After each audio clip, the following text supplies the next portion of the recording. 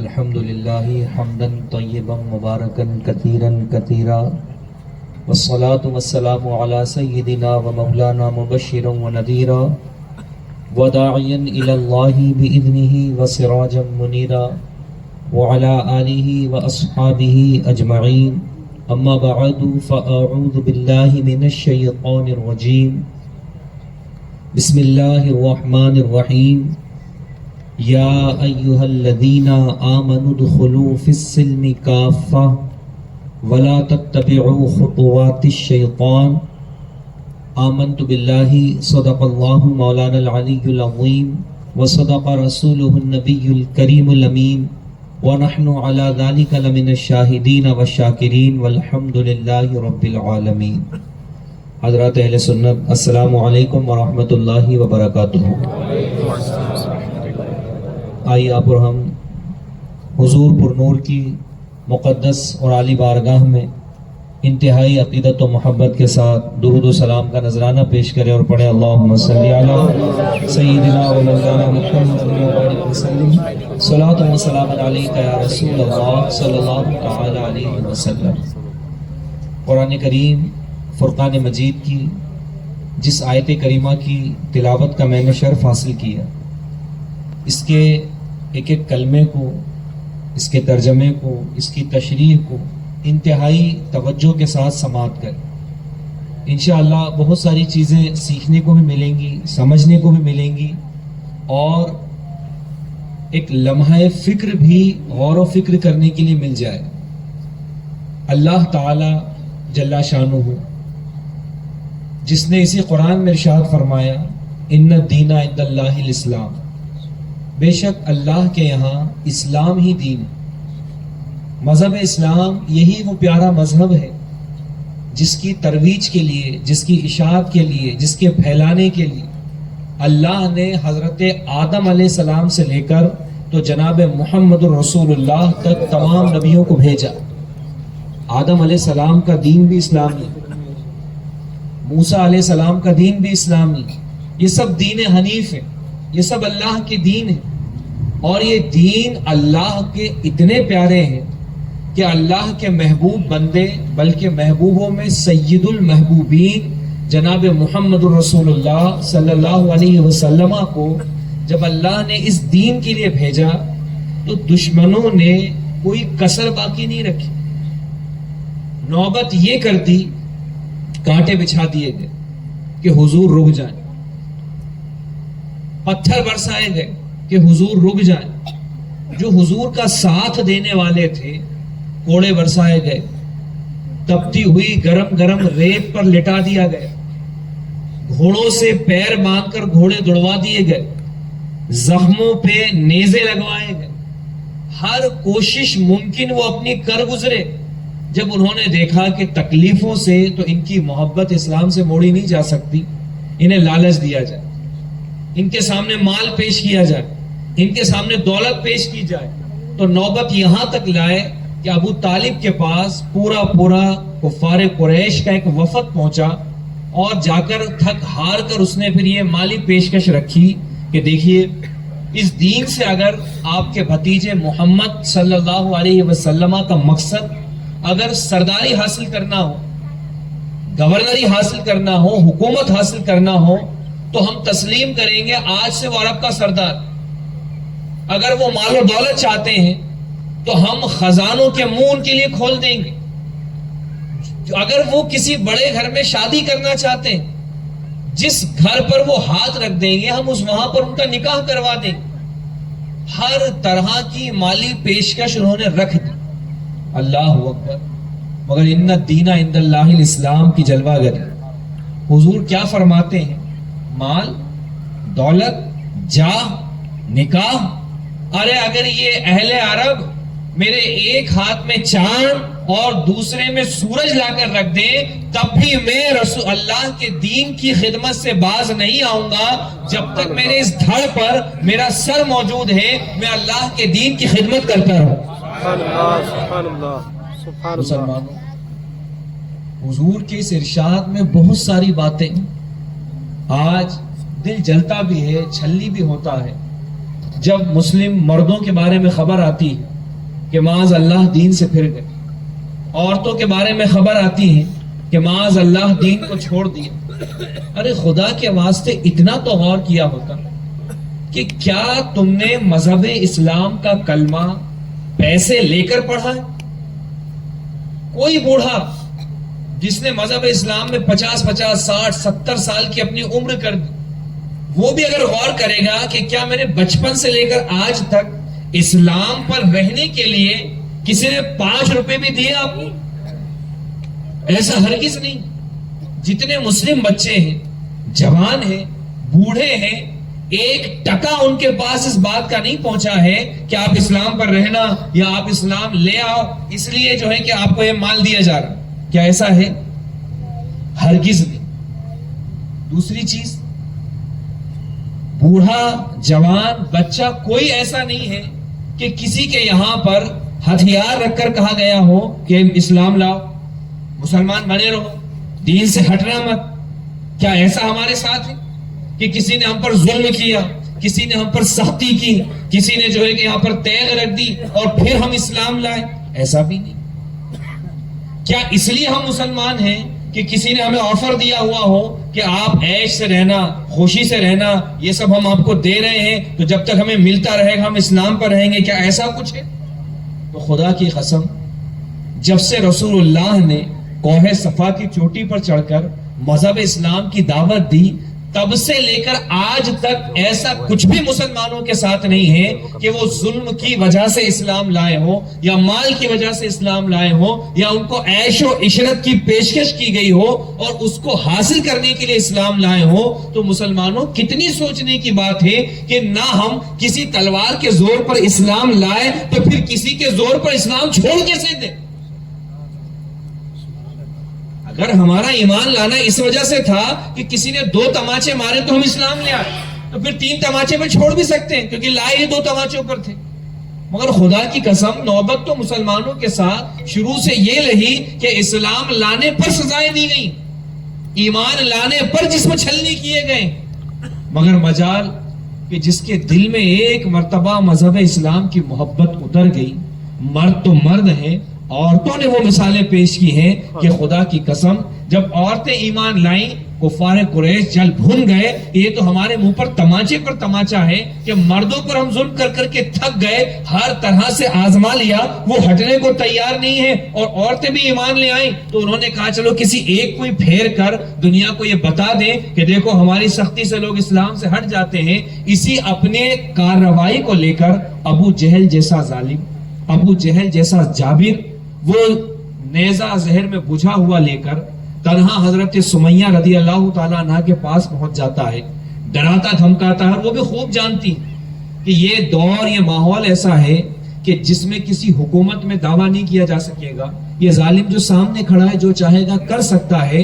اور وہ کیا مطالبہ کرتا ہے؟ سمیہ مذہب اسلام کا کلمہ چھوڑ دو، دین اسلام سے منہ موڑ دو. ایک غور کرنے کی بات ہے، مسلم خواتین کے لیے بھی لمحہ فکر ہے اور مردوں کے لیے تو اور زیادہ ہے. ایک تنہا عورت ذات، عورتیں ایسی مشہور ہیں کہ وہ جلدی ڈر جایا کرتی ہیں. آج تو نوبت یہ ہے کہ گھر میں کاکروچ اور چھپکلی ہو تو چیخیں نکل جاتی اسلامی بچیوں. اللہ تیری پناہ. تو وہاں تو ظالم زہر میں بجھا ہوا نیزہ لے کر سامنے کھڑا ہے اور وہ اس کی قدرت اور طاقت رکھتا ہے کہ جو چاہے کر گزرے. اور پھر وہ یہ کہتا ہے کہ مذہب اسلام چھوڑو، کلمہ اسلام سے منہ موڑ.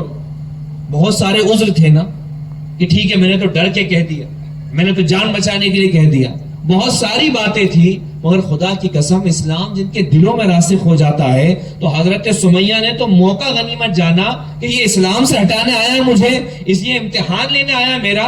جتنا وہ قدم آگے بڑھاتا حضرت سمیہ بلند آواز سے کہتی لا الہ الا اللہ محمد رسول اللہ.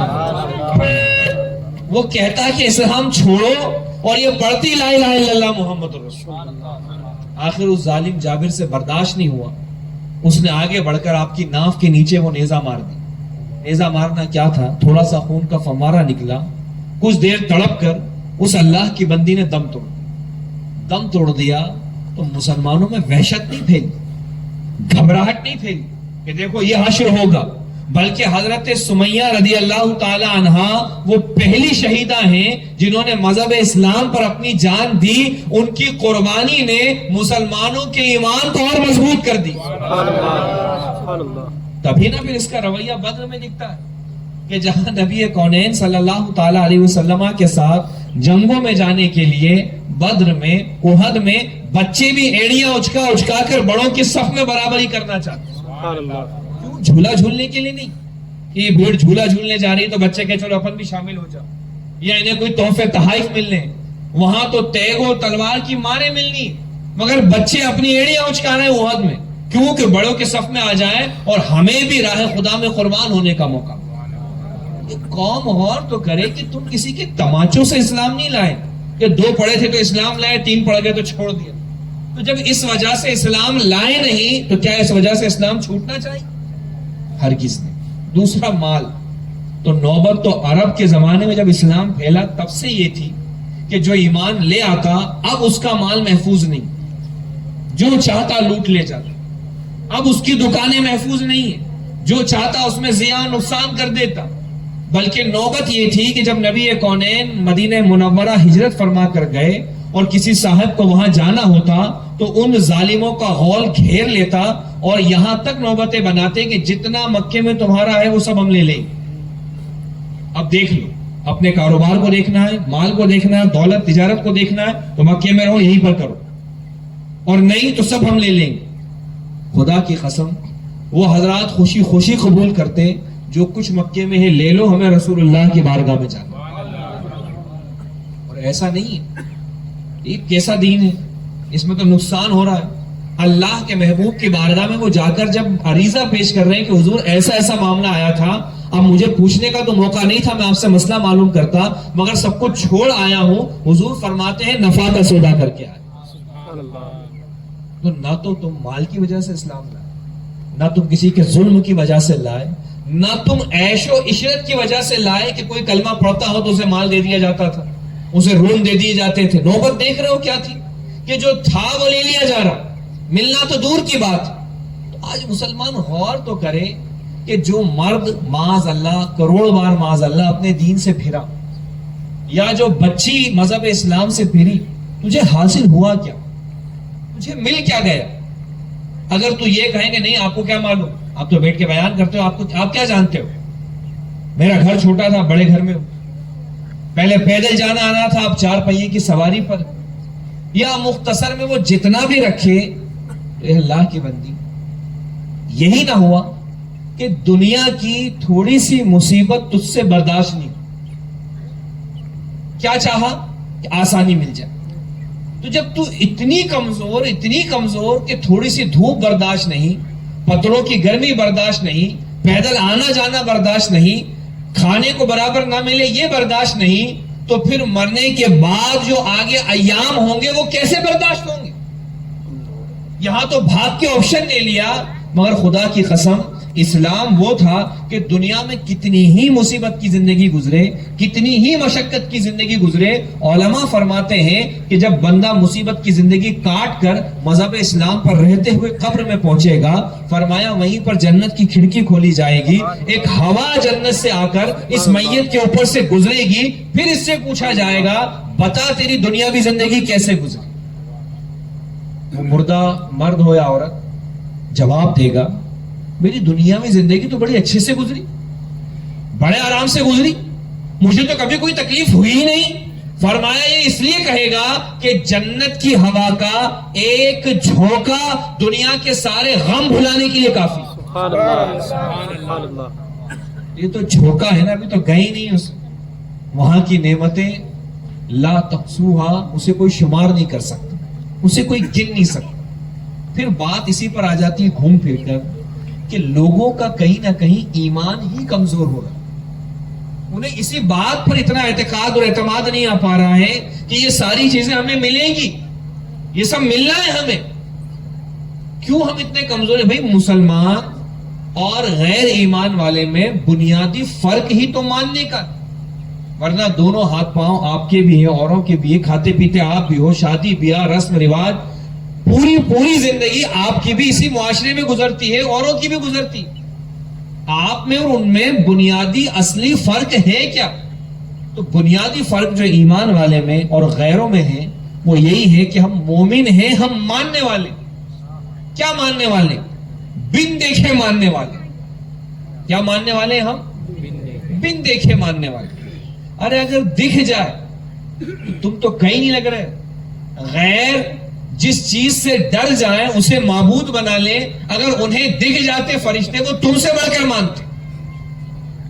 مگر فرق کیا تھا؟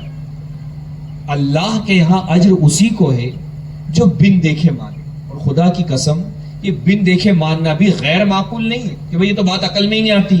جس خدا کو نہیں دیکھا اسے بن دیکھے مان لو، جس رسول کو تم نے نہیں دیکھا اسے بن دیکھے مان لو، جس جنت کو تم نے نہیں دیکھا اسے بن دیکھے مان لو، جس دوزخ کو تم نے نہیں دیکھا اسے بغیر دیکھے مان لو، مرنے کے بعد اٹھنے کو تم نے نہیں دیکھا اسے مان لو. تمہیں کیا منوایا جا رہا ہے؟ اسے کچھ بھی تم نے نہیں دیکھا اور مانتے چلے جا رہے.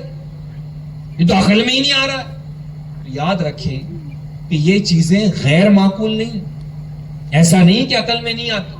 کیوں؟ کیا جو چیز تم دیکھتے ہو اسی کو مانتے؟ ایسا تو بالکل نہیں. موٹی موٹی مثال سے لیں، آج اتنے لوگ ہیں اس پورے مجمع میں، کتنے لوگ ہیں جو امریکہ دیکھ کے آئے؟ اس پورے مجمع میں کوئی ہے کیسا جو امریکہ ہو کے آ گیا؟ کوئی بھی نہیں ہے نا. تو امریکہ ہے یہ مانتے ہو کہ نہیں مانتے؟ تو دیکھا ہے تب مانتے ہو کہ بن دیکھی مان لیتے ہو؟ ارے دیکھا ہے آپ نے؟ نہیں دیکھا نا. مانتے ہو کہ نہیں مانتے ہو؟ کیوں؟ ابھی تک تو کانسیپٹ یہ تھا کہ بھائی بن دیکھے نہیں مانیں گے، دیکھا ہی نہیں تو کیسے مان لیں. تو تم کیا ان میں بھی کسی نے نہیں دیکھا، بہت ساروں نے نہیں دیکھا، مانتے؟ تو جتنے ملک نہیں دیکھے کس دلیل سے مان لیا ہوں؟ کیسے مان لیا ہوں؟ بات آ رہی سمجھ؟ ایسی بے شمار چیزیں ہیں. ہوا کو تم نے نہیں دیکھا. اور چھوڑیے، آدمی بولتا مجھے درد ہو رہا ہے، تو دیکھا ہے درد تو کسی نے؟ مجھے بڑی خوشی ہو رہی ہے، تو خوشی دیکھی کسی نے؟ ابھی آپ نے دیکھا یا سنا کہ بھئی جن کی شادی ہے ان کے ماں باپ خوش ہو رہے، تو ماں باپ تو دکھ رہے ہیں، خوشی کیسے دکھے گی؟ وہ دکھنے والی چیزیں آنکھ سے دکھے گی؟ تو ایسی ایک دو نہیں کروڑوں چیزیں ہیں. کورونا ساری دنیا مان رہی تھی، دیکھا تھا کیا اس کیڑے کو؟ بتا دیا، مان لیا، ہوئی بات ختم. تو سینکڑوں مثالیں عقلی پیش کی جا سکتی ہیں جسے آپ دیکھتے نہیں ہو اور مانتے ہو. کوئی کہہ سکتا ہے کہ بھائی کچھ نہ کچھ کلو تو رہتا ہے، احساس ہوتے ہیں، کچھ یہ ہوتا ہے، کچھ وہ ہوتا ہے. اور آپ جو بول رہے ہیں اس میں کیا ہے؟ ہم کہیں کہ عقل کے اندھے دنیا کے ذرا ذرا سے انسٹرومنٹ نے تجھے کچھ وائرس بتا دیے اور تجھے کچھ نہیں معلوم اور مان رہا ہے. اور اتنا بڑا آسمان، اتنا بڑا سائبان بغیر پائے کے سر پر کھڑا ہے، کوئی اسے بنانے والا ہے. یہی دلیل ہے خدا کی.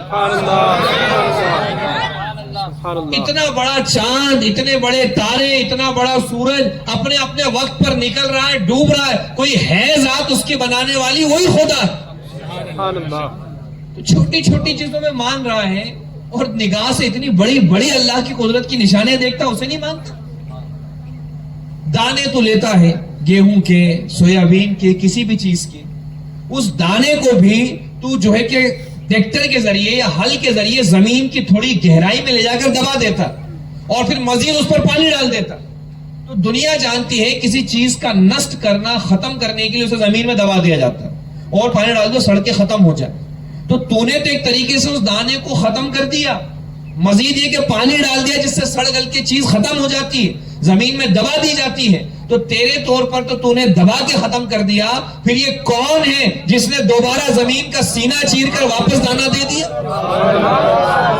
هو اللہ، وہی اللہ. تو اللہ جل شانہ کا مبارک دین یہ ایسا نہیں کہ عقل میں نہیں آتا، بلکہ علماء تو فرماتے ہیں، پوری دنیا کو چیلنج کرتے ہیں کہ تم صرف تعلیمات اسلام کو پڑھو، اور تعلیمات اسلام کے پڑھنے کے بعد اب تم مظاہر قدرت پر غور کرو تو یہ چیزیں خود تمہیں بتا دیں گی کہ اللہ ہے. تو مسلمانوں، تم اس مذہب کے ماننے والے، اور رہ گئی دیکھ لینے والی بات، تو یہ تو روایتوں میں آتا ہے کہ موت کے وقت مومن غیر مومن سب کی نگاہ سے پردے ہٹتے ہیں. فرشتے اور دیگر غیر مبصر مخلوقات جو نظر نہیں آتی یہ انہیں بھی نظر آ جاتی. فرمایا اس وقت اگر کوئی ایمان لائے گا نا تو اس وقت کا ایمان کام کا نہیں, وہ مومن نہیں ہو سکے گا. کیوں؟ اب تو فرشتے دیکھ لیے, اب تو جان لیا کہ ہاں مسلمان جن چیزوں کی تعلیم دیتے تھے وہ تو منظر آنکھ سے دکھ گئے, تو اب یہ دیکھا ہوا کام کا نہیں ہے, کام کا وہی ہے جسے قرآن نے فرمایا والذین یؤمنون بالغیب, وہ جو بن دیکھے ایمان لائے وہ کام کا. آ رہا ہے سمجھ؟ تم ایمان والے ہو, مرنا جینا بارہا ہم مثال دیتے ہیں کہ اگر آدمی اپنی پیدائش کو دیکھے, قرآن نے بھی اسے ذکر کیا, تو کیسے ہم ایک چپچپا منی کا قطرہ تھے, کیسے اللہ نے ہمیں خون, خون سے گوشت, گوشت سے ہڈی, ہڈی سے جسم, جسم میں جان اللہ نے پیدا کر. تو وہ قدرت والا رب جس نے نشانیاں دنیا میں ظاہر کی ہوئی, مرغی, مرغی سے انڈا, انڈے سے مرغی, یہ سب منظر نگاہوں کے سامنے. آم پورا پورا پیک ہوتا ہے, بند ہوتا ہے, بالٹی میں ڈالو نیچے بیٹھ جائے گا, وہ وزندار ہے, مگر جب اس کو کاٹتے ہیں, کاٹنے کے بعد کئی دفعہ اندر گٹلی میں سے زندہ کیڑے نکلتے, کون ان کو سانس لینے کے لیے ایئر وہاں تک پہنچاتا؟ آپ سوچ نہیں سکتے. یہ سب اللہ کی قدرت کے مظہر. تو بندہ غور کرے تو مذہب اسلام کی حقانیت تو جگہ جگہ سے ظاہر. ایسا پیارا مذہب ہمیں ملا اور اس کے باوجود بندہ آخرت پر ایمان میں کمزور ہو جائے. تو یاد رکھیں, یہ دین کسی ماننے والے کا محتاج نہیں. آپ مانو تو اسلام حق ہے, ایسا بالکل نہیں, بلکہ معاملہ یہ ہے کہ جس طرح سے ابھی رات ہے, اور ابھی رات ہونا آپ کے ماننے کا محتاج نہیں کہ آپ بولو رات ہے تو رات ہوگی, اور آپ دن بول دو تو یہ دن ہو جائے گا, ایسا نہیں ہے. آپ مانو جب بھی رات ہے, آپ نہ مانو جب بھی رات ہے, تو آپ مانو جب بھی اسلام حق ہے, آپ نہ مانو جب بھی اسلام حق ہے. اسلام کسی کے ماننے کا محتاج نہیں, اسلام اپنے آپ میں حق ہے, اسے مان کر بندہ اپنی دنیا اور عاقبت کو سنوارتا. قرآن کریم فرقان مجید کی جس آیت کو میں نے پڑھا, جب ہم نے اللہ نے ایمان دے دیا, اس کی تھوڑی سی آواز بڑھائی, اللہ تعالیٰ نے جب ہمیں ایمان دے دیا, اسلام دے دیا, مومن ہو گئے, ماننے والے ہو گئے خدا کے, تو آگے کی منزل ہمارے لیے کیا؟ اس آیت میں بڑے درس ہے. اللہ تعالیٰ جل شانہ ارشاد فرماتا ہے یا ایھا الذین آمنوا. کیا معنی ہوتا ہے اس کا؟ نیند تو نہیں آ رہی؟ نہیں, یہ کیا ہے؟ یہ کیسی نیند نہیں آ رہی بھائی؟ یا ایھا الذین آمنوا اس کا کیا معنی ہوتا ہے؟ بولیے نا, فیل پاس تھوڑی کروں گا. زور سے بولیں, زور سے بولیں. اے ایمان والوں. کون فرما رہا ہے؟ اللہ تعالیٰ. کس سے فرما رہا ہے؟ ایمان والوں سے. تو خود اللہ بتا رہا ہے نا کہ میں جس سے فرما رہا ہوں وہ کون ہے؟ ایمان. یہ آیت کریمہ جب نازل ہو رہی ہے, جن کے لیے نازل ہو رہی ہے, اللہ قرآن میں فرماتا یا ایھا الذین آمنوا, ایمان والوں. پھر آگے فرماتا ادخلوا فی السلم کافہ, اسلام میں پورے داخل ہو. کس سے فرمایا جا رہا ہے؟ کیا فرمایا جا رہا ہے؟ اسلام میں پورے داخل ہو. تو بندہ اسلام میں داخل ہوتا ہے تب تو ایمان والا ہوتا ہے, اور ایمان والا ہے تو اسلام میں تو داخل. یہاں کیا نقطہ نظر ہے, کیا پروردگار عالم جل شانہ کی جانب سے اس آیت کریمہ میں جہاں نازل ہوئی ان کو اور ان کے ذریعے پوری دنیا کے قیامت تک کے آنے والے مسلمانوں کو بتانا مقصود ہے. ایمان والوں سے فرمایا جا رہا ہے یا ایھا الذین آمنوا, تو خود قرآن گواہی دے رہا ہے کہ جس کے حق میں آیت نازل ہو رہی ہے وہ ایمان والے. پھر فرمایا جا رہا ادخلوا فی السلم, اسلام میں داخل ہو. کافہ, پورے داخل ہو. اسلام میں داخل ہو کر ہی مومن, اور مومن ہے تو اسلام میں داخل. ایسا کیا معاملہ تھا؟ اللہ تعالیٰ جل شانہ نے یہ آیت کیوں نازل فرمائی, اس کی تفسیر میں مفسرین ارشاد فرماتے ہیں کہ حضرت عبداللہ ابن سلام اور ان کے کچھ ساتھی یہ پہلے یہودی تھے. کون تھے؟ پھر وہ اسلام لائے تھے. اسلام لانے کے بعد انہوں نے مذہب اسلام کے قوانین کا مطالعہ کیا, اور یہ ہر مسلمان پر لازم, ہر مسلمان پر. جو آپ پڑھتے ہو نا طلب العلم فریضۃ, تو آپ ہی نہیں, صحابہ ایمان لاتے تھے, صحابی ہوتے تھے, ایمان لانے کے بعد وہ بھی علم حاصل کرتے تھے. حضور کہ بعض جو قبیلے تشریف لاتے تھے، ایمان لاتے، وہ بھی علم حاصل کرتے تھے. عبداللہ ابن سلام اپنے اعتبار سے شریعت موسوی کے بہت بڑے عالم تھے، جانکار تھے، مگر وہ اسلام لائے، انہوں نے بھی علم حاصل کیا. علم حاصل کر کے انہوں نے رسول اللہ کی جب شریعت کا مطالعہ کرا، یہ تفسیر میں نہیں مگر ان کے کلمات سے مستفاد ہے، انہوں نے جب حضور کے دین کا مطالعہ کرا تو انہیں حضور کے دین میں بہت سارے مسائل کے ساتھ یہ 3 اصولی باتیں نظر آئیں کہ نبی کے دین میں بعض باتیں وہ ہیں جن کا کرنا ہر حال میں لازم. نبی کے دین میں بعض احکام ایسے ہیں کہ کچھ چیزوں کا چھوڑنا ہر حال میں ضروری، اور حضور کے دین میں بعض باتیں وہ ہیں کہ جن میں مذہب اسلام نے رخصت دی ہے، چاہو تو کرو اور چاہو تو مت کرو. کتنے طرح کے مسائل ہیں؟ ایک کیا ہے؟ کرنا ضروری. ایک کیا ہے؟ چھوڑنا ضروری. ایک کیا ہے؟ رخصت ہے، چاہو تو کرو، چاہو تو کرو تو کوئی ثواب نہیں، اور چھوڑ دو تو کوئی گناہ نہیں. تو جو ضروری ہے ہر حال میں کرنا ہے وہ فرائض کہلاتے. کیا کہلاتے؟ جیسے نماز، عاقل بالغ ہو گئے، مرد ہو یا عورت، ہر حال میں ضروری، گنجائش نہیں چھوڑنے کی. اس چھوڑنے والی چیز جیسے شراب، جوا، بیاج، ہر حال میں چھوٹنا چاہیے. وہ چیزیں کہ چاہو تو کرو، چاہو تو مت کرو.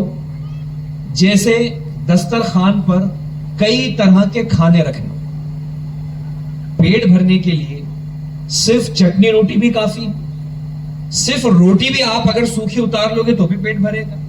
اور کئی طرح کے کھانے آپ نے دسترخوان پر چن لیے، گوشت بھی ہے، دال بھی ہے، اور بھی چیزیں ہیں.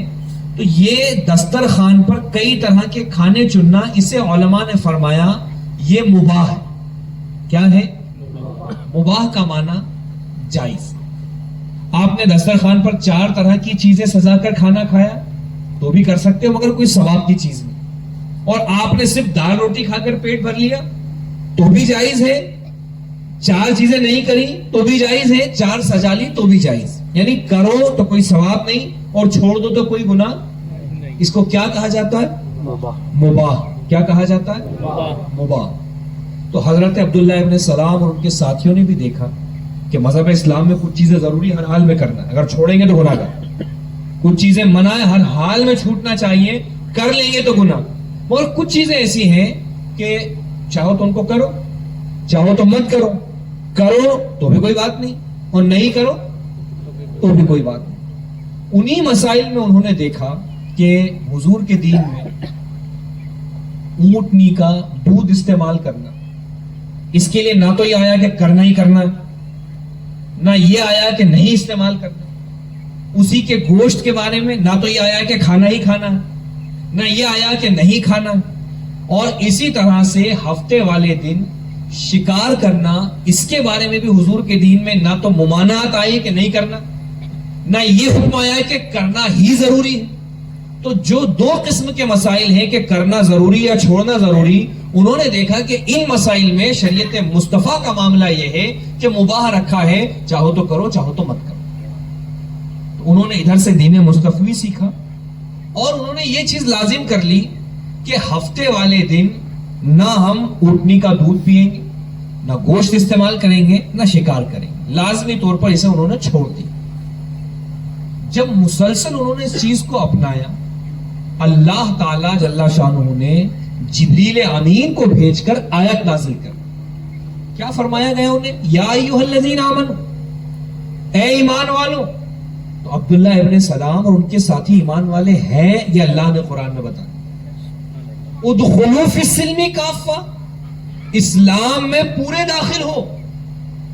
کیا چیز کو کمی بتایا گیا؟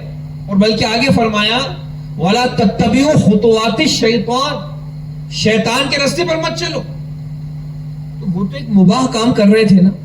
انہوں نے دیکھ لیا تھا دین مصطفی میں کہ اگر ہم نے ہفتے کے دن نہیں بھی استعمال کیا تو کوئی گناہ تو نہیں ہو گیا، مگر ہمیں فرمایا جا رہا ہے کہ اب تم شیطان کے راستے پر چل رہے. کس وجہ سے ان کے اس کام سے انہیں روکا گیا, اسے شیطان کا راستہ کہا گیا. تو وہاں مفسرین نے لکھا کہ عبداللہ ابن سلام اور ان کے ساتھی اگر یوں ہی گوشت استعمال نہیں کرتے کوئی بات نہیں تھی, یوں ہی دودھ استعمال نہیں کرتے کوئی بات نہیں تھی, یوں ہی شکار نہیں کرتے کوئی بات نہیں. جیسے یوں ہی ہمارے یہاں بہت سے لوگوں کو چکن پسند نہیں کھاتے, سب نہیں جمتا کوئی بات نہیں. بہت سے لوگوں کو بڑے کا پسند نہیں کوئی بات نہیں. کسی کو کوئی پھل پسند نہیں کوئی بات نہیں. تو یہ یوں ہی آپ نہیں پسند کرتے ہو, طبیعت نہیں مائل آپ کی کوئی بات نہیں. مگر ان حضرات کا اس دن میں ان چیزوں کو چھوڑنا یہ یوں ہی نہیں تھا, بلکہ ایک مینٹلٹی کے ساتھ, ایک ذہنیت کے ساتھ تھا. تو جب ایک مینٹلٹی بنائی, ایک امیج بنائی, ایک ذہنیت بنائی, اور ذہنیت کیا بنائی انہوں نے کہ موسیٰ علیہ الصلوۃ والسلام کی شریعت میں, زمانہ یہود میں انہوں نے جو تعلیم پڑھی تھی, انہوں نے دیکھا کہ موسیٰ علیہ السلام کی شریعت میں ہفتے والے دن یہ چیزیں منع سختی سے, دودھ نہیں استعمال کر سکتے, اونٹ نہیں, ہفتے والے دن گوشت نہیں استعمال کر سکتے, ہفتے والے دن جو ہے کہ شکار نہیں کر سکتے. اور شریعت مصطفی میں بھی اجازت ہے, چاہو تو کرو چاہے تو مت کرو. تو نہ کرنے میں ہمارا شریعت مصطفی پہ بھی عمل ہو جا رہا ہے اور شریعت موسیٰ پہ بھی عمل ہو جا رہا ہے, اور اسلام کے خلاف بھی ہم نے نہیں کیا. اس مینٹلٹی کے ساتھ, اس ذہنیت کے ساتھ, اس تصور کے ساتھ جب انہوں نے اپنے آپ کو ان چیزوں سے روکا تو اللہ نے آیت نازل فرما دی اور ارشاد فرما دیا کہ اللہ جل شانہ کے جب دین کو لے آئے ہو, شریعت مصطفی کو اپنا لیا ہے, تو یا ایھا الذین آمنو, اے ایمان والو, ادخلوا فی السلم کافہ, اسلام لائے ہو تو آدھی چیز ادھر سے آدھی چیز ادھر سے, یہ نظریہ مت رکھو. ادخلوا فی السلم کافہ, ہر چیز میں اسلام میں پورے داخل ہو جائے. مسلمانوں غور کرو, اس آیت کریمہ کو میں نے موضوع سخن کیوں بنایا جانتے ہیں کہ حضرت عبداللہ ابن سلام جس چیز پر عمل کر رہے تھے وہ بھی کس کی شریعت تھی؟ بولیے نا, موسیٰ علیہ السلام کی. کس کی شریعت تھی؟ تو وہ اپنی اٹکل سے عمل نہیں کر رہے تھے, اپنے اندازے سے عمل نہیں کر رہے تھے, بلکہ وہاں بھی ان کا نظریہ یہ تھا کہ ایک ان نبی کی شریعت پہ بھی عمل ہو جائے گا, ایک ان نبی کی شریعت پر بھی عمل ہو جائے گا. تو انہیں روک دیا گیا کہ جب شریعت مصطفیٰ آ گئی, دیگر احکام منسوخ ہو گئے, اب ہر چیز میں حضور کا کلمہ پڑھنے والا حضور کی شریعت کا پابند ہے. عمل کرنا تو عمل کرنا, نظریہ بنانے میں بھی حضور کی شریعت کا پابند. تو جب شریعت مصطفی کے مقابل میں شریعت موسوی پر عمل کرنے سے منع کر دیا گیا, تو جو آج مسلمانوں میں ہر موقع پر جو رسم و رواج رائج ہیں وہ تو کسی نبی کا بھی رسم و رواج نہیں, وہ تو کسی ولی کا بھی طریقہ نہیں, وہ تو کسی اور شریعت کا بھی تذکرہ نہیں. تو جب کسی اور نبی کی شریعت پر بندہ اس امت میں رہتے ہوئے عمل کرے اور روک دیا جائے تو من مرضی پر عمل کرے تو کتنا سخت حکم ہوگا. آج مثال کے طور پر شادی ہی کو لے, شادی نکاح یہ مسلمانوں کے درمیان ایک اسلامی چیز. کیا ہے یہ؟ ایک اسلامی چیز, یہ دنیاوی چیز نہیں. شادی بیاہ کوئی دنیا داری نہ, مسلمان ہو جانے کے بعد آپ کی کوئی بھی چیز دنیا داری نہیں رہ جاتی. اور کوئی اس کو محض جذباتی باتیں نہ سمجھے, یہ سب اسلام کے اصول ہیں. کیونکہ اللہ نے کیا فرمایا, وَمَا خَلَقْتُ الْجِنَّ وَالْإِنسَ إِلَّا لِيَعْبُدُونَ, جن و انس کو ہم نے اپنی عبادت کے لیے پیدا کیا. تو تمہاری تو پیدائش کا کل مقصد عبادت ہے. تو اگر آپ کی زندگی کا کوئی پارٹ دنیاوی ہو جائے تو اتنے حصے میں آپ عبادت کیسے کر سکو؟ پھر تو آپ کہو گے کہ اللہ ہے تو میری زندگی کے حصے, یہ میرا دنیاوی, یہ میرا دینی, اور مجھے پیدا ہی دین کے لیے کیا گیا تو میں تو کر ہی نہیں سکوں گا. تو اللہ بھی جانتا ہے کہ اس نے کیسا پیدا کیا ہے, تمہاری زندگی میں کیا کیا چیزیں ہیں, اس کے باوجود اللہ نے فرمایا کہ تمہیں صرف عبادت کے لیے پیدا کیا. مسلمان کو کھانا بھی ہے, پینا بھی ہے, سونا بھی ہے, جاگنا بھی ہے, سفر بھی کرنا ہے, کام بھی کرنا ہے. عبادت کب کرے گا وہ؟ یہ تو ہمارے دنیاوی کام ہے. نہیں, اللہ نے شریعت مصطفیٰ کا پابند تمہیں کیا ہی اس لیے ہے کہ میرے نبی جو جو کرے تم کرتے جاؤ, عبادت ہوتی چلی جائے. تو نکاح اس میں مسلمان کو لاوارث نہیں چھوڑا گیا کہ تم اپنی مرضی سے جیسا چاہے نکاح کر لینا. نہ، تمہارا نبی تمہیں دیا گیا، اس نبی نے ایک نہیں بلکہ مختلف نکاح کر کے امت کو نکاح کے مسائل اور نکاح کے بارے میں شریعت کے احکام سے آگاہ فرمایا. اگر حالت ہماری کیا ہے، بچہ یا بچی جیسے ہی بالغ ہونے کی دہلیز پر آئے، بڑے ہوئے، نکاح کے لائق ہوئے، اس وقت سے جو ہماری شروعات ہے، لڑکا ڈھونڈو بچی کے لیے اور لڑکی ڈھونڈو بچے کے لیے، یہ ہمارے یہاں شروعات ہے، اوروں کے یہاں بھی شروعات ہے. غیر کیا کرتے ہیں اس پہ ہمیں کان نہیں دھرنا، ہم تو اسلام کے ماننے والے ہیں. یہیں سے اسلامی فکر شروع ہو جانی چاہیے اور یہیں سے بندہ اسلامی فکر کو چھوڑ دیتا. لڑکا اگر ہے کسی کے یہاں پر، وہ لڑکی تلاشنی، ہائٹ اتنی ہو، ہیلتھ ایسی ہو، نقشہ ایسا ہو، کلر فیئر ہونا چاہیے، پڑھی لکھی اتنی ہو، یہ چیزیں آتی ہو، اتنا آپ سب بنا لیتی ہو. ہوتا ہے نا یہی ذہن میں. اگر لڑکی ہے، لڑکے کی تلاش ہے، کسی نے رشتے کی بات کی کہ بھئی کیا ریکوائرمنٹ ہے آپ کی بچی کے لیے، کیسا رشتہ چاہیے. سب سے پہلے دیکھ لو گھر میں 3-4 بہن تو نہیں ہے اس کی، ورنہ وہی بات ختم. فیملی بڑی تو نہیں ہے اس کی، ایسا تو نہیں چاچا بابا سب ساتھ میں رہتے ہو.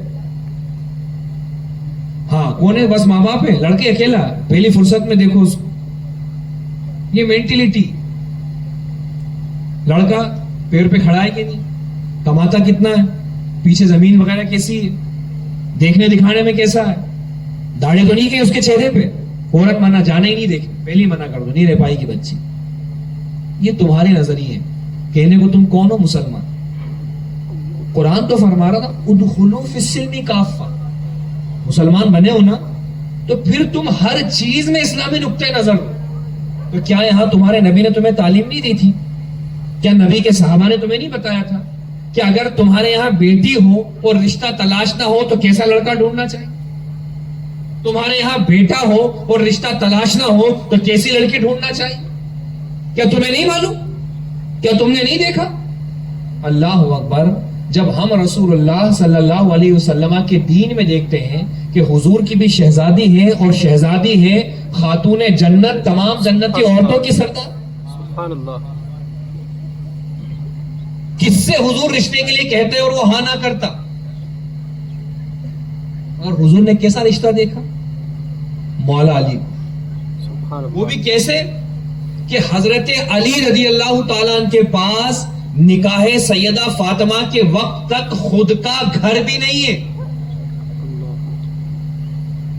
علیحدہ گھر بھی نہیں ہے. حضور صلی اللہ علیہ وسلم کے در مبارک میں ہی رہ رہے ہیں ساتھ میں، ایک الگ سیپریٹ روم، کمرہ تک نہیں.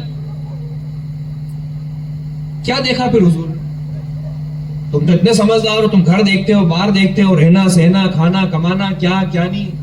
اور ایک حضور دیکھ رہے رشتہ، اور رشتہ پسند بھی ایسا کر رہے ہیں کہ جن کے پاس خود گھر نہیں ہے، ان کا کوئی سرمایہ نہیں ہے، کوئی مال نہیں ہے، کچھ بھی نہیں ہے پیچھے. کیا دیکھا حضور نے اور کیا امت کو دیکھنے کے لیے بتایا؟ لڑکے کے لیے حضرت عمر فاروق اعظم رضی اللہ تعالیٰ راتوں میں گشت کر رہے ہیں. گشت کرتے کرتے گھر کے دروازے پر آوازیں آتی، ماں بیٹی کی بات کی، اور رک کر سنتے ہیں. ماں کہہ رہی بیٹی دودھ میں پانی ملا، بیٹی کہہ رہی نہیں ملاؤں. ماں کہہ رہی ملا دے، کیوں نہیں ملائے گی؟ کہا ہم نے امیر المومنین سے وعدہ کیا تھا نا کہ ہم ملاوٹ نہیں کریں گے. کہا ابھی کون سا امیر المومنین دیکھ رہے ہیں؟ کہا نہیں وہ نہیں دیکھ رہے مگر اللہ تو دیکھ رہا. حضرت عمر خادم سے کہتے ہیں گھر دھیان رکھنا. گھر دھیان رکھا. صبح دربار عمر لگا، معاملہ معلوم کروایا کیا حال ہے. کہا وہ بچی غریب گھر کی ہے، باپ نہیں ہے اس کا، ماں بیٹی دونوں ہیں، اور کمانے کا ذریعہ صرف ایک جانور ہے دودھ دینے والا، اسی کے دودھ پر گزر بسر ہوتا ہے. حضرت عمر ارشاد فرماتے ہیں جاؤ میرے شہزادوں میں معلوم کرو کہ کس کا نکاح نہیں ہوا ہے. ایک صاحبزادے تشریف لاتے ہیں، فرمایا میں نے ایک لڑکی دیکھی تمہارے رشتے کے لیے. سبحان اللہ. کیا لڑکی دیکھ لی تھی حضرت عمر نے؟ دیکھنا مینس لڑکی کا چہرہ مورا نقشہ ہیل ہائٹ قد کچھ دیکھا تھا کیا اس کا؟ دروازے کے اندر سے صرف ماں بیٹی کی اس گفتگو کو سنا تھا. اور کون؟ امیر المومنین کے شہزادے. وہ جس بادشاہ کے یہاں ہاتھ رکھ دیں کہ حضرت عمر کے صاحب سے بہو بننے کا شرف لاؤ جو ہے کہ ہم اپنی بیٹی دے دیں. مگر انتخاب کس گھر کا کیا جا رہا ہے کہ جہاں یتیمی ہے, پیچھے کوئی بینک بیلنس نہیں, لڑکی کو دیکھا بھی نہیں, اور کیا کہا کہ لڑکی دیکھ لی. اس پر بہت تفصیلیں کی جا سکتی ہیں, مگر کم سے کم بحیثیت مسلم آپ سوچو تو صحیح, غور تو کرو کہ نبی کے دین میں خود نبی نے, نبی کے ماننے والوں نے رشتے تلاشنے میں انہوں نے کیا مینٹلٹی رکھی, انہوں نے کیا نظریہ رکھا, اور تمہارا کیا نظریہ ہے؟ تو تم لاوارث قوم نہیں تھے, تم نبی کے ماننے والے تھے. رشتوں کی تلاش میں, ذہن و فکر لینے میں بھی نبی کا دین تمہاری رہنمائی کرتا. پھر یہ آپ ہی کا انتخاب تھا کہ لڑکی چاہیے فلاں ماڈل کی طرح سے, لڑکا چاہیے فلاں ہیرو کی طرح سے. پھر آگے جو گزرتی ہے رویا کرو, بہرے کے آگے سلسلہ بڑھتا ہے. چلیے دیکھ لی, اپنی نفسانیت کے طور پر بچہ دیکھ لیا اور اپنی نفسانیت کے طور پر لڑکی دیکھ لی, ہو گیا معاملہ. اب ہو رہی شروعات کس چیز کے؟ رشتے کی. رشتے تم کیا جانو, رشتے بھی اللہ کی مخلوق ہے, اللہ نے پیدا فرمائے. تمہاری حیثیت نہیں, اللہ کی مخلوق ہے کہ وہ دو لوگوں کے تعلق سے ایک مزید ایک رشتہ پیدا کرتا. رشتہ کیسے بنتا ہے یہ بھی مذہب اسلام بتاتا ہے. اللہ اکبر. تمہارے یہاں کیا ہے؟ پہلی شروعات چوڑی کے پیسے بولو یا جو بھی بولو, 2 5 10 ادھر سے, باقاعدہ ڈھول بجتے ہوئے جا رہا ہے, کوئی ٹھیلا لے کے جا رہا ہے, کوئی کس طریقے سے جا رہا ہے. ادھر جانے میں بھی عورتیں بے پردگی کے ساتھ, بے حیائی کے ساتھ خود کی نمائش کرتے ہوئے نکل رہی. کیا جا رہا ہے صاحب جلوس؟ یہ لڑکی دیکھنے جا رہا ہے. وہاں بھی 5 25 کا اہتمام ہے, محرم غیر محرم کی بھیڑ بھاڑ ریل پیل ہے, چل رہا ہے معاملہ. کیا ہو رہا ہے؟ یہ وہ حضور کی سنت نکاح, اس ان نکاح من سنتی کی تمہید بن رہی. ناجائز سے, حرام سے, لعنتوں سے آپ رشتوں کی شروعات کریں, اور کارڈوں پہ بڑے بڑے اس میں اردو میں چھپے گا, بھلی نیچے ہندی میں ان نکاح من سنتی. بہت سے پڑھنا نہیں جانتے کہ وہ آلریڈی مسلم کارڈوں میں چھپا ہوا کیا ہے, وہ ہے حضور کی سنت. حضور فرماتا ہے نکاح من سنتی, نکاح میری سنت ہے, یا آپ اس سنت کو ادا کریں. اس سنت کی شروعاتیں ہی ناجائز اور حراموں سے کی جا رہی, لعنتوں کی بارشوں سے کی جا رہی. وہ کارڈ میں لکھتے ہیں تشریف لائیں اور دعاؤں سے نوازیں. معاذ اللہ رب العالمین. یہ ابتدا ہے کس کی؟ مسلم قوم کی. کون سی مسلم قوم؟ جو اپنے نبی پہ جان دینے کی باتیں کرتی. کون سی مسلم قوم؟ جسے بتایا گیا کہ ان کا نبی ان کے لیے رہنما ہے, آئیڈیل ہے, مقتدا ہے, پیشوا ہے. کون سی مسلم قوم؟ وہی مسلم قوم جو کہتی ہے ہمیں اپنے نبی سے, اپنے ماں سے, باپ سے سب سے بڑھ کے محبت. اگر دیکھا جائے نا تو تم نے ہی محبتوں کے تماشے بنا رکھے اور غیروں کی نگاہوں میں جنازے نکال رکھے. اگر یہ ہوتا نا کہ کوئی محبت نہیں صاحب ہماری مرضی سے کرتے ہیں تو آدمی کچھ نہیں کہتا کہ جب کوئی بات ہی نہیں, محبت نہیں ہے تو بات ہی ختم. مگر حالت تمہاری اتنی بدتر ہے کہ سب سے بڑے دعوے دار بھی تم اور عمل میں سب سے پیچھے بھی تم. اللہ تیری پتہ. نبی تو خود فرماتے ہیں کہ محبت کی دلیلیں ہوا کرتی ہیں, اور دلیل یہ ہوتی ہے کہ جس کو محبت ہوتی ہے تو محبت کرنے والا اپنے محبوب کی اداؤں کو اپناتا, اور یہاں ابتدا سے ہی اداؤں کو چھوڑا جاتا. پھر جب جیسے جیسے تقریبات قریب آنے لگی, اب تو موبائل کا زمانہ ہے, باقاعدہ فون پہ بات چیت ہو رہی ہے, جانا آنا ہو رہا ہے, لڑکا ادھر آ رہا ہے, لڑکی ادھر جا رہی ہے, سارے معاملات چل رہے. بڑھتے بڑھتے بڑھتے بڑھتے حالت پھر یہ پہنچتی کہ بھئی اب نکاح کا معاملہ ہے. 3 دن 4 دن پہلے سے بھئی ہلدی ہوگی, منڈا ہوگا, پھر یہاں پر لوگ ہلدی پھینکیں گے, کوئی انڈے پھینکے گا, پانی کا ضیاء. اللہ اکبر. جبکہ نبی کا دین تو وہ تھا کہ پینے جیسا پانی ایک گلاس آپ نے لے لیا اور اس میں چند گھونٹ بچ گئے, اگرچہ تم سمندر کے کنارے بیٹھے ہو اور وہاں اس گلاس کو پھینک دینا, یہ پانی ضیاء ہے, اسراف ہے, اللہ کے اس کا حساب دینا. یہ نہیں کہہ سکتے کہ ہم سمندر کے بغل میں دوسرا گلاس پھر بھر لیں گے نا, وہ پانی اپنی جگہ ہے, تیرے استعمال میں جو آیا وہ اس اتنے بچے ہوئے پانی کو تو نے ضائع کیسے کر دیا. تو ڈرم بھرے, کیا بات ہے بھائی, موٹر چلا لیں گے پھر بورنگ چلا لیں. یہ تو غیروں کا مذہب تھا نا. کہ جن کے یہاں پانی کے ضیاء تھے. اور تم تو مسلم قوم تھے, تمہیں تو دنیاوی قوانین سے بڑھ کر تمہارے اوپر شریعت اسلامی کے احکام نافذ ہیں. تمہیں جواب دہی دنیا کی نہیں دینی. کوئی معلوم چل جائے نا کہ پولیس والا اس پر 2 ڈنڈے لگا دے گا, بالکل سود ساول میں چلتا ہے, معلوم چل جائے آگے ٹریفک پولیس ہے, سیٹ بیلٹ لگا لو بھائی. وہاں اتنا خوف تمہیں, وہاں جواب دہی میں اتنا ڈر. اور جو تمہارے ایک ایک اعمال پر یہ نکیرین مقرر ہیں اور ایک کرامن کاتبین مقرر ہے, ایک ایک چیز تمہاری لکھ کر بارگاہ الہی میں پیش کی جائے گی. اور جس خدا سے تم ڈرنے کا اتنا دعویٰ کرتے ہو, اللہ سے ڈرتا ہوں اور کسی سے نہیں ڈرتا ہوں, اور عمل ایسے کہ گویا تو اللہ سے سب سے زیادہ نڈر ہے, باقی وہ سب سے ڈرتا ہوا نظر آ رہا. مسلمانوں, یہ حالت زار جب تم نے اپنی بنا رکھی ہے نا, تو تم پسو گے. مقدر ہے, فیکٹ یہ ہونا ہے. نہ تمہاری دعائیں اس میں آڑے آئیں گی, نہ تمہاری جو ہے کہ التجائیں اس میں آڑے آئیں گی, نہ لوگوں کا ظلم کہ اب تو بہت ہو گیا, اب تو بس ہو گیا. نہ تم تھوڑا سا وہ ظلم دیکھ رہے ہو اور لعنت برسنے کی لاکھوں چیزیں تم خود نہیں دیکھ رہے. شادیاں اگر صرف یہ تو سیزن چل رہا ہے بالکل عید کے بعد سے لے کر ابھی جب تک بارش نہیں ہوتی, تمام جگہ دیکھ لو وہ لٹ رہے ہوں گے. مسجد اقصی پہ جو ہو رہا ہوگا, تھوڑی بہت دیر کلپ دیکھ کر جو تم نے تھوڑا بہت ایک دوسرے کو ارے کر کے ختم کر لیا, بس اس کے بعد اگر اسی وقت بارات نکل جائے باجے سے, وہی موبائل بند کرو, کھڑے ہو کے جھانک رہے, مرد بھی بے حیا کی طرح سے جھانک رہے, عورتیں بھی جھانک رہی. یہ تمہارے اندر جذبہ, یہ تمہارے اندر اسلامی حمایت ہے. تو تم نے خود اپنے آپ کو اللہ کے عذاب کو دعوت دینے والا بنا رکھا. بے حیائیاں, بے پردگیاں, ایک دوسرے کو نہ روکنا, نہ ٹوکنا, نہ منع کرنا, بلکہ اور اگر کوئی اس طرح سے کر لے جیسا کہ صاحب خانہ کے بچے نے کوشش کی, ارے صاحب کوئی مزہ ہی نہیں آیا. آوارہ عورتیں گئے تھے وہاں تو کچھ بھی نہیں, کوئی باجا نہیں, کوئی وہ نہیں, ایسا لگ رہا میت کے گھر میں بیٹھ کے آئے. معاذ اللہ رب العالمین. تو آج تو تمہاری زبان نہیں پکڑی جائے گی, مگر خدا کی قسم لٹکائی جاؤ گے زبانیں پکڑ پکڑ. حیا کی وجہ سے عورتوں کے عذاب نہیں بیان کیے جاتے, ورنہ وہ صرف عذاب کو پڑھ اور بات پھر وہیں آ جاتی کہ اگر اللہ سے ڈر اور یقین ہو کہ ملے گا تو ملے گا, اور یہی نڈر ہو جاؤ تو پھر اللہ تیری پناہ ایمان کا پھر جائزہ. ورنہ عورتوں کے بارے میں تو اتنی سخت سخت سزائیں ہیں, کوئی بالوں کے بل لٹکی ہے, کوئی زبان کے بل لٹکی, اور ایسی ایسی سزائیں کہ وہ حیا کی وجہ سے بیان نہیں کی جا سکتی. مگر نہیں, انہی کے زبان پر زیادہ ہوتا.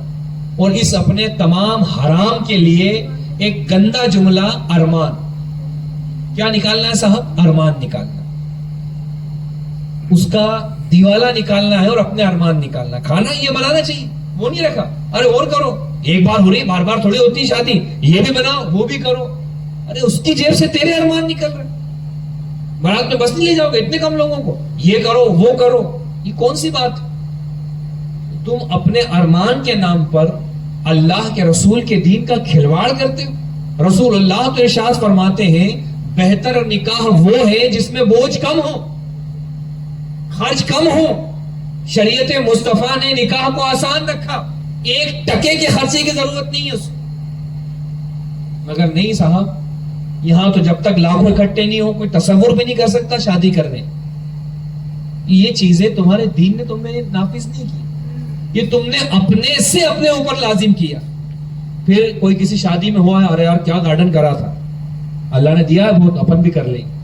وہاں گئے اور فاؤنٹین چل رہے تھے, باقاعدہ جہاں انٹرنس تھا وہاں پر مورتیاں رکھی ہوئی تھی, باقاعدہ جو ہے کہ سندری رکھی ہوئی تھی, اور جو ہے کہ نرسری تھی اور پودے اور دنیا بھر کی چیزیں تھی. ایک جگہ دیکھ کے آئے, فوراً کیچ کر کے اپنے یہاں کر فلاں جگہ گئے, یار اب تو وہ جو ہے کہ الیکٹرانک زمانہ آ گیا, بم پٹاخے بھی پرانے ہو گئے, باقاعدہ گملے رکھائیں گے, پھر پورا کلاؤڈ بنایا جائے گا, بادل ہے اور جو ہے کہ دلہن اتر رہی ہے, اور بے حیائی سے حرام کام سے لعنت برسات کے ساتھ چلے آ رہا ہے. بڈھی بڈھی مائیں بھی بڑی بلائیں لے رہی. اللہ تیری پناہ. یاد رکھیں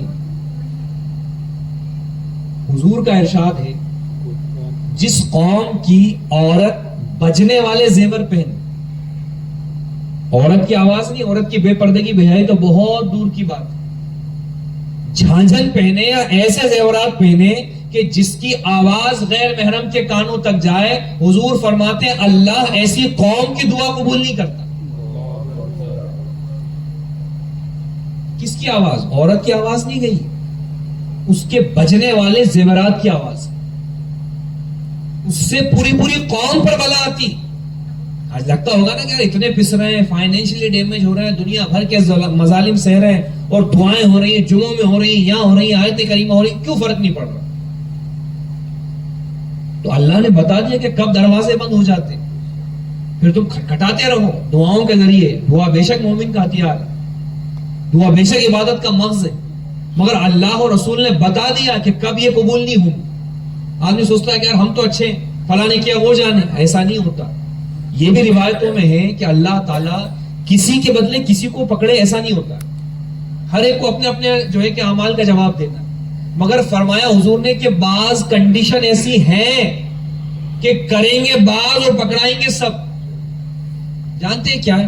حضور فرماتے ہیں, کئی احادیث کریمہ کے مفاہیم میں ہے کہ جب قوم میں برائیاں عام ہوں, منکرات ہوں, ناجائز اور حرام عام طور پر لوگوں کی نگاہوں کے سامنے کیے جا رہے, اور لوگ باوجود قدرت کے اسے نہ روکیں, تو پھر رسول اللہ فرماتے ہیں کہ اللہ ان لوگوں کی دعائیں قبول کرنا بند کر دے. پھر اللہ جل شانہ ایسا عذاب ان پر بھیجے گا کہ ان کے اچھے برے سب اس عذاب میں مبتلا. پھر نیک ہے نا, سوچے میں تو نیک ہوں, وہ کر رہا اس کی وہ جانے نا, وہ نہیں جانے تو بھی اس میں برابر کا شریک. تو مسلمانوں, تم تو قوم ایسی بنا کر پیدا کیے گئے تھے جس کی تعریف قرآن نے کی, کنتم خیر امۃ اخرجت للناس تأمرون بالمعروف وتنہون عن المنکر.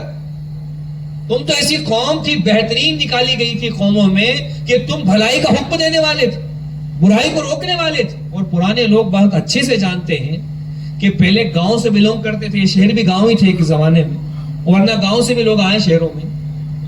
باقاعدہ ایک میجورٹی ہوتی تھی لوگوں کی, کیا ہے, گاؤں کا کوئی بچہ شراب نہیں پی, اور اگر پی لیا ہے تو گھر والا وہ پہلے 2 جوتے مارے گا اور عام اجازت دے گا کہ اس کو گاؤں میں آنے مت دے, بھائی کاٹ رکھو اس کا, فلاں کام کر لیا اس نے, بالکل اس کو الگ کرو. دیکھا ہوگا نا پرانے لوگوں کیا تھا, اس سے جرائم رکے رہتے تھے. کیوں؟ کیونکہ ہر ایک روکنے ٹوکنے والا ہوتا, فٹافٹ بتا دیتے اس نے ایسا کیا, یا آج یہ کر کے آ گیا. تو یہ پابندیاں ہوتی تھی, روک ٹوک ہوتی تھی, تو لوگ گناہ کرنے سے ڈرتے تھے. ارے نہیں, لوگ بائیکاٹ کر دیں گے, لوگ ہمیں اکیلا چھوڑ دیں گے, کوئی ہم پر دھیان نہیں دے گا. اور آج کیا ہے, جتنا حرام کاری کر رہا ہے, جتنے حرام کمائی کما رہا ہے, پیسہ ہے, چٹا کھلا رہا ہے لوگوں کو, اتنی بھیڑ گر رہی ہے اس کے قدم. غریب نے دعوت دے رہے, تو ہویا یار آلو انڈے کر رہے ہوں گے کیا, وہ ارے 5-25 طریقے کی ڈش ہوگی, چلو وہاں پہ, اور اچھے کپڑے پہن. کیا کتوں کی طرح سے زبان لٹکاتے ہوئے قوم بھی کھانے پر گری. نے یہ دیکھا کہ اس کھلانے والے کا کھلانا ناجائز حرام, وہ کس قسم کا ہے, وہی بے پرواہ. کیا ہے, پیسہ ہونا چاہیے, لوگ تو جہاں ٹکڑا ڈالو آ جائیں گے. حقیقت کر لی حالت ہم. عزت دار آدمی کی عزت سے مطلب نہیں ہے, پیسہ ہے تو سب سلام کر رہے ہیں, پیسہ گیا تو پھر کوئی پہچان نہیں رہا کون ہے کون نہیں. وہ لاکھ دنیا کا ایماندار ہو, کوئی مطلب نہیں.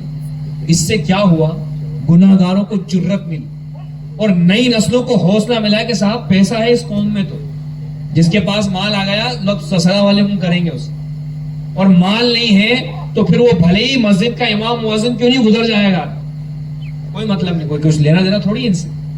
اور اگر وہ وقت کا کسی عہدے دار ہے, کوئی نیتا ہے, تو لاکھ فاسق فاجر دن رات گالیوں سے بات کرتا ہو, السلام علیکم صاحب, ارے بھائی جان نے مجھے جو ہے کہ ہاتھ سے اٹھا کے یہ کرتے, میری اتنی پہچان.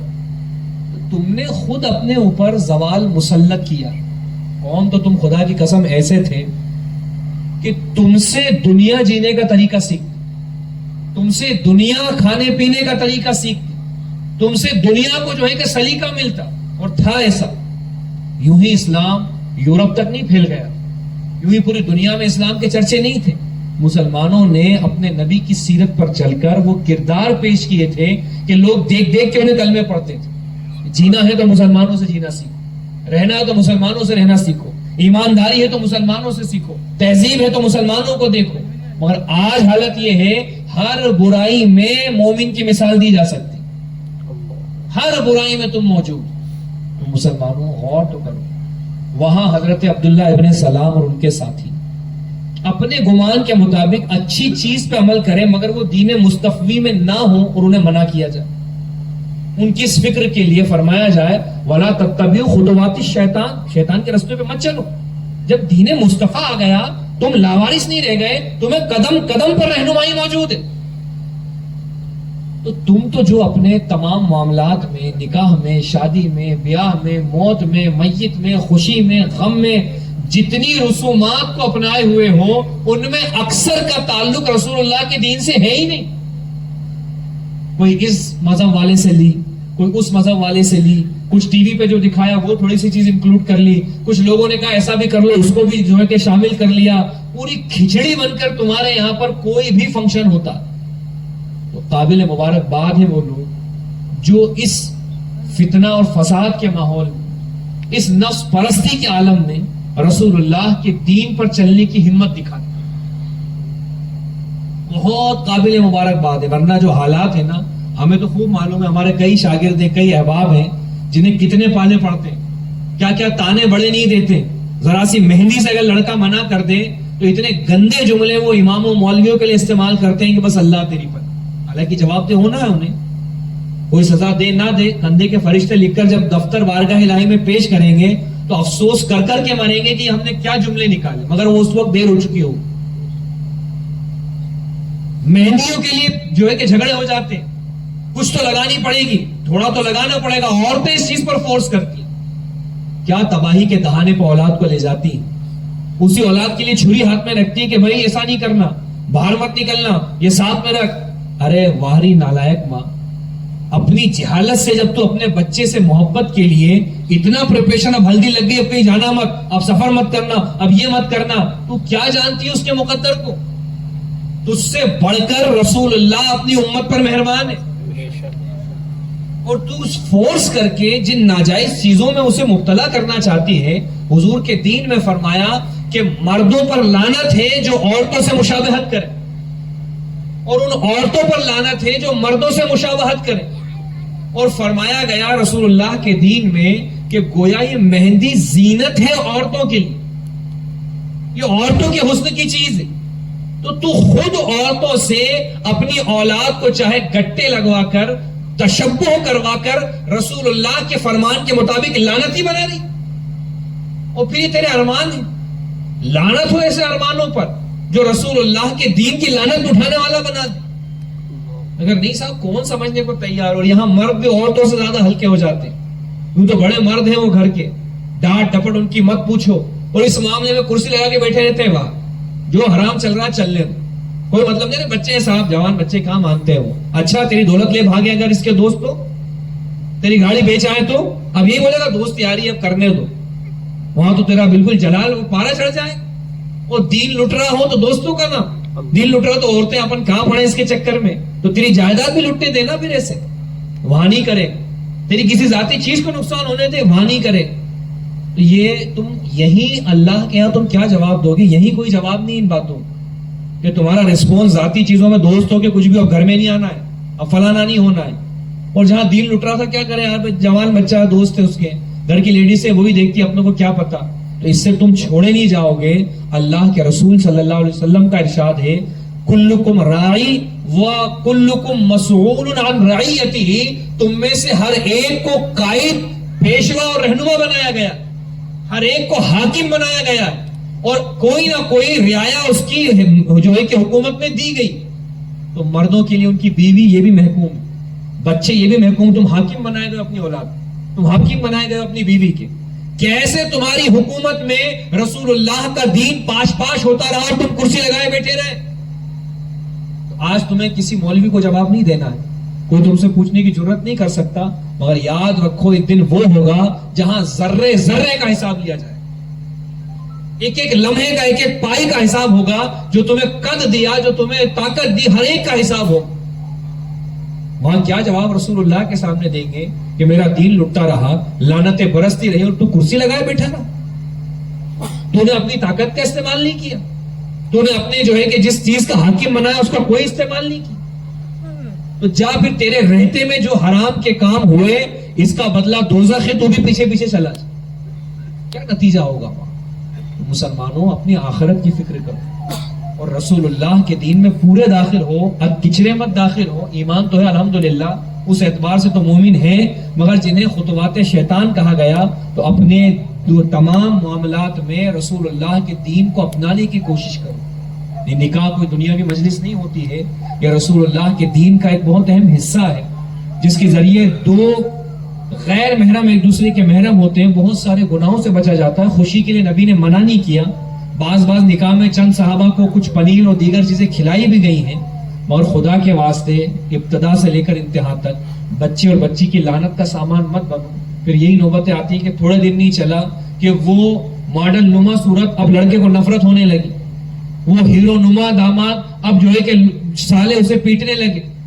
کیونکہ مجھے بڑی محبت تھی، تم نے جانچ کے چھانٹ کے پھٹک کے 50 رشتے نکار کے تب نہ انتخاب کیا تھا. کیوں ہو گیا ایسا؟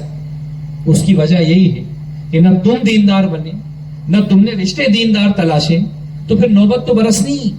آج جھٹکے میں طلاق ہو رہی. کس چیز کے بعد؟ بھائی باقاعدہ کئی مہینے تعلقات رہ رہے اور طلاق ہو جانے.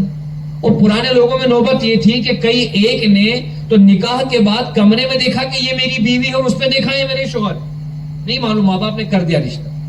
مگر چونکہ اب تعلیم ہی یہ تھی کہ نبھانا ہے، مرد کو بھی تعلیم تھی کہ دوسرے کے گھر کی بچی اس کی حفاظت کرنی ہے، دونوں اپنی اپنی تعلیمات کے پابند تھے، تو پہلی بار وہاں دیکھنے کے باوجود پوری زندگی رشتے نبھتے تھے. اور سارا بھائی فوٹو بھیجو، فوٹو کے بعد یہ بھیجو، یہ بھیجنے کے بعد جا کے دیکھو، تو بھی دیکھ کے آ جا، اس سے بھی پتہ کر لیں. اتنا سب کرنے کے بعد رشتے نہیں چل پا رہے. تھوڑے دن میں کھٹاس پڑ جا رہی، بچوں کی ولادت بعد میں ہو رہی اور غرض جائے کہ مائکے میں بیٹھ جا رہی جا کر. یہ معاشرہ، یہ ماحول ہمارا بنایا، اور اس کی واحد وجہ یہی ہے کہ دین کے اعتبار سے نہ لڑکا لڑکی کی ماں عمل کرتی، نہ باپ عمل کرتا ہے، نہ آنے والی عمل کرتی ہے، نہ جس کے یہاں بیٹی بھیجی جا رہی ہے وہ لوگ عمل کرتے ہیں.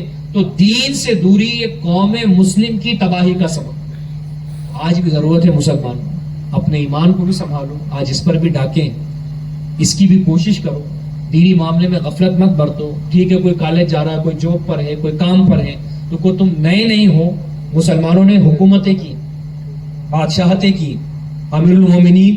تمہاری تو چند جو ہے کہ ٹپروں پہ بھی حکومت نہیں ہے، وہ پورے بلکہ ان کے زمانے میں تو کیسر و کسرا فتح ہے، وہاں تک کہ وہ حاکم اور بادشاہ.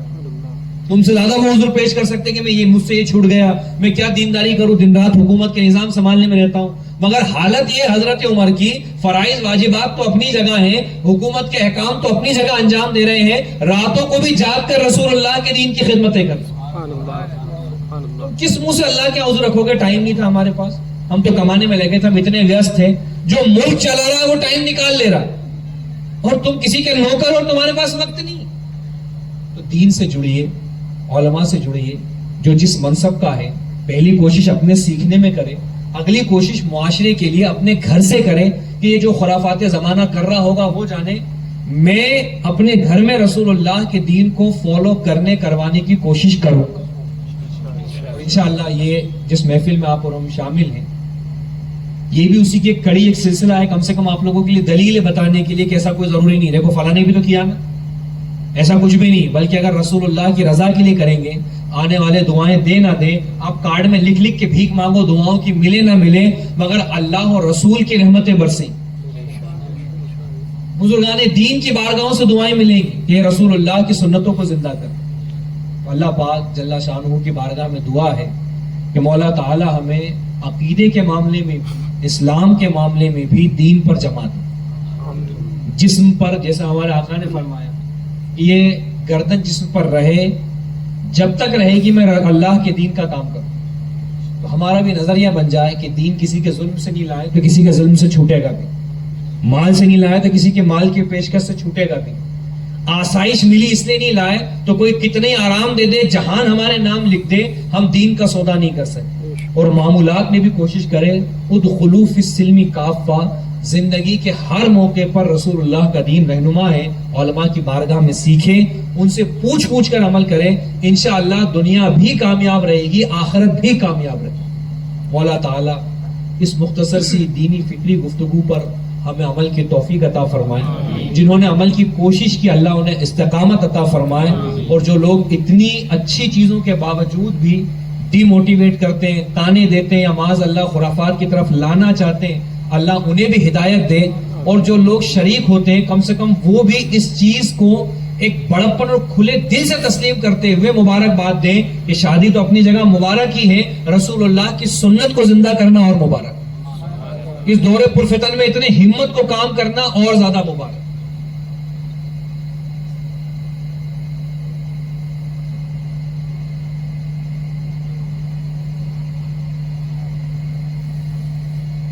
یہ چیزیں تو آپ لوگ خود ڈیسائیڈ کر سکتے ہیں، جیسے مثال کے طور پہ گاندھی نگر کی بات کریں، وہ چھوٹا سا ایریا ہے، مختصر سے لوگ ہیں، میکسیمم سب ایک دوسرے کو جانتے پہچانتے ہیں، تو یہ آپ لوگ خود بھی ایک باقاعدہ اپنی میٹنگ کر کے کچھ چیزیں اپنے آپس میں ہی گناہوں سے بچنے کے لیے طے کر سکتے ہیں کہ بھائی اپن یہ چیزیں کر لیں، یا اس طرح کی جو ناجائز چیزیں جب ہمارے دین نے منع کر دیا تو اس کو اپن ڈیسائیڈ کر لیں کہ یار اپنے اپن نہیں کریں۔ تو یہ اچھی چیزیں ہیں، تعاون علی البر والتقوی، ایک دوسرے کی نیکی پر تقوی پر مدد کرو تو انشاءاللہ آپ اس پر عمل کرنے والے بن جائیں۔ ڈیسائیڈ کر سکتے ہیں کہ بھائی جو ہے کہ یہ چیزیں ہم بھی ہمارے یہاں پر نہیں کریں۔ بہت ساری چیزیں ہیں، اب چونکہ یہ وقت وہ اس کا تو نہیں ہے، مگر ایک فکر آپ لے کے اٹھیں کہ انشاءاللہ اگر کسی نے پہل کی ہے، شروعات کی ہے، تو اس سلسلے اور کڑی کو ہم آگے برابر لے جائیں۔ جن کی شادیاں ہیں وہ ارمان نکالیں اپنے، تو رسول اللہ کے دین پر چلنے کا ارمان نکالیں کہ میرے آقا نے کیسے نکاح کیا تھا، میں بھی اس طرح سے کروں۔ ارمان نکالنا ہے تو سیدہ زہرا کے نکاح کی طرح سے مائیں ارمان نکالیں کہ ماں عائشہ صدیقہ نے حضرت فاطمہ زہرا کے نکاح کے موقع پر کیا تھا، ہم بھی وہ کریں۔ اس طور پر نکالو تو وہ بزرگ ہستیاں اپنی قبر مبارک سے تمہیں دعا دیتی نظر آئے، اور اگر ان کی مخالفت کر کے پھر کہو گے کہ ہم تو نکاح کر رہے ہیں صاحب، تو اللہ تیری پناہ دنیا میں بھی لعنت کا سبب اور قبر میں بھی عذاب اٹھانے کے اعمال اکٹھا کر لیں۔ تو مولا تعالیٰ کی بارگاہ میں دعا ہے کہ مولا ہمیں اس طرح سے، اور خاص کر کے دیکھو میں پھر کہوں گا، یہ ساری چیزیں باپ بیٹا مل کے چاہیں تو سب کر سکتے ہیں، سارا زمانہ تو ایک طرف ہے۔ اگر دولہا چاہ لینا کہ یہ میں گھوڑی چڑھوں گا ہی نہیں، مجال نہیں کسی کی کہ اس کے خلاف کر، یہ آپ پر، تو جن کو مزید موقع ہے، نکاح نہیں ہوا ہے، کم سے کم وہ ہمت کریں، اور پیسے خرچ ہی کرنا بہت دیا اللہ نے، خوب شوق ہے تو کیوں نہیں ایسا کرتے کہ گھر لسٹڈ کر لو، پورے شہر میں گھوم جاؤ کہ بھائی یہ 50 گھر ایسے ہیں جہاں کھانے کو نہیں ملتا ہے، آپ اپنی شادی میں ایک کھانا کرو، 5 طریقے کا آئٹم ان کے یہاں پارسل کرو، دعا دو ہمارے لیے۔ کیا ہم نے اپنے نکاح میں تم سب کو شریک کرا؟ تو نہ تم ہمارے رشتہ دار ہو، نہ تم ہمارے گھر والے ہو، نہ تم ہماری کاسٹ کے ہو، نہ تم ہماری ذات کے ہو، نہ تمہارا ہم سے کوئی تعلق ہے، مگر رسول اللہ کی رضا کے لیے، اس کی حضور کی خوشی کے لیے اب تمہیں ہم 4 طریقے کا کھانا کھلائیں، کرو نا خرچہ، کیا دقت ہے؟ یہ بھی ثواب کا کام ہے۔ کیا بھائی ولیمہ وہاں کر دیا سارے غریبوں میں، یا ہم نے 5-25 مل کے کھا لیا، وہ چل رہا ہے ہمارا ولیمہ، جس کو کھانا ہم غریبوں کے ساتھ بیٹھ کے کھائیں۔ کرنے کی بہت چیزیں ہیں، مگر ہمت کرے بندہ اور رسول اللہ کی رضا لے تو خود ذہن و فکر میں باتیں آ جائیں۔ تو اللہ پاک اللہ شانو ہمیں کہنے سننے سے زیادہ عمل کی توفیق عطا فرمائے، دوران گفتگو کوئی غلطی کوتاہی ہو تو معاف فرمائے۔ استغفر اللہ ربی من کل ذنب واتوب الیہ وما علینا الا البلاغ۔ السلام علیکم ورحمۃ اللہ وبرکاتہ۔ صلاۃ